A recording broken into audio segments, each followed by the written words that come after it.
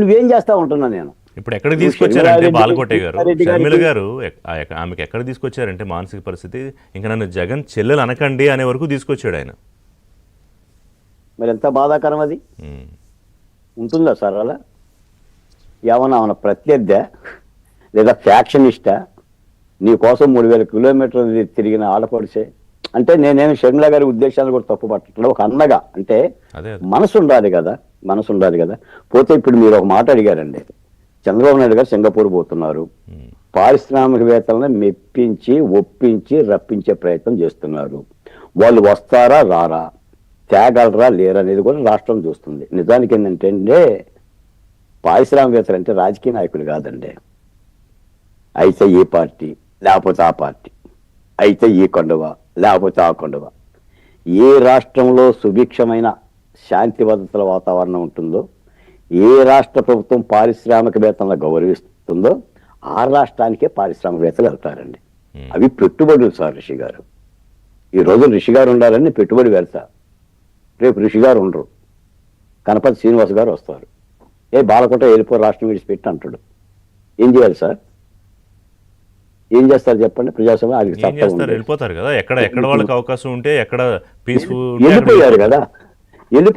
మీరు అనుకోకపోతే ఒక మాట కూడా చెప్తా. గల్లా జయదేవ్ గారి పరిస్థితి ఏంటండి? ఈ రాష్ట్రంలో పుట్టిన బిడ్డ అమర్ రాజా బ్యాటరీ పెట్టి ఏడాది 1200 కోట్ల రూపాయలు ప్రభుత్వానికి ట్యాక్స్ కడుతున్న వ్యక్తిని వెళ్ళగొడితే రాజకీయాల నుంచి దూరం అయిపోయాడు కదా. లేకపోతే ఈ రోజున గల్లా జయదేవ్ గారు కేంద్ర మంత్రి కావాలి. No doubt. అది పెమ్మసాని చంద్రశేఖర్కి అవకాశం వచ్చేది కాదు. గల్లా జయదేవ్ గారే కేంద్ర మంత్రి అయ్యేవాడు.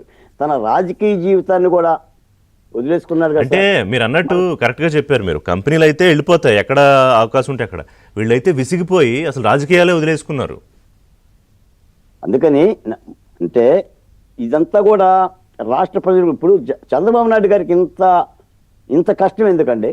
ఇప్పుడు పారిశ్రామికవేత్తలను తీసుకురావటానికి కూడా మెప్పించడానికి కూడా 1కి 10 సార్లు వెళ్ళి మాట్లాడాల్సినంత అవసరం ఉందా? మొన్న లోకేష్ గారు అన్నారు, ఆంధ్రప్రదేశ్కు పారిశ్రామికవేత్తలు రావడానికి భయపడుతున్నారు, వాళ్ళు చాలా భరోసా అడుగుతున్నారు అని.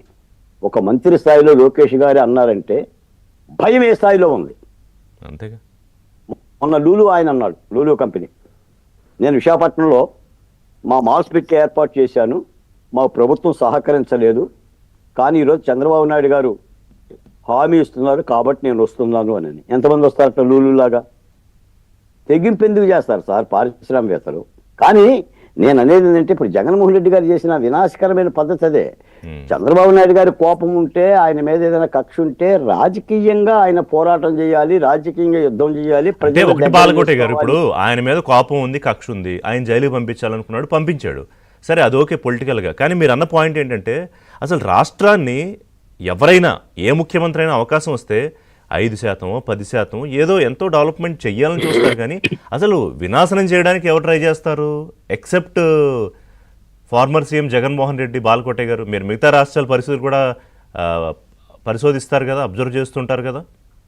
రిషి గారు 2 పద్ధతులు ప్రజాస్వామ్యంలో. ఒకటేమో ఇస్తే తీసుకోవాలి, ఇస్తే తీసుకోవటం ప్రజాస్వామిక పద్ధతి.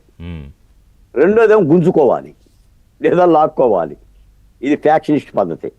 జగన్మోహన్ రెడ్డి గారి రాజకీయం గుంజుకోవటం, లాక్కోవటం, బెదిరించటం, దోచుకోవటం. వ్యవసాయం కేస్ స్టడీ అంతా అదే కదా సార్. నేను ఒక మాట చెప్తా సార్, మనలో మాట, నేనేమి అన్నిదా భావించమాకండి. జగన్మోహన్ రెడ్డి గారు ఆంధ్రప్రదేశ్లో 5 ఏళ్ల పరిపాలనలో ఆయన చేసిన ఒక్క పరిశ్రమ కానీ, ఒక్క ప్రాజెక్టు కానీ, ఒక్క నిర్మాణం కానీ మీరు చెప్పండి. కూల్చివేతలు తప్ప, పంపేసినవి అయితే, పంపించినవి పారిపోయినవి అయితే చెప్పగలను నేను. బటన్ నొక్కుడు తప్ప. ఇప్పుడు బటన్ నొక్కుడు కూడా 29 రకాల ఆంధ్రప్రదేశ్లో దశాబ్దాలుగా ఉన్న సంక్షేమ పథకాలు మొత్తం నిలిపేసి వాటికి ₹1 బిల్ ఇవ్వకుండా వాటన్నిటినీ తెచ్చి ఈ బటన్ నొక్కేసేసి నేను డబ్బులు ఇస్తున్నాను, ప్రజలందరూ నా వెనక జీ హుజూర్ అని బారులు తీరి నడుస్తారని ఆయన భ్రమించాడు.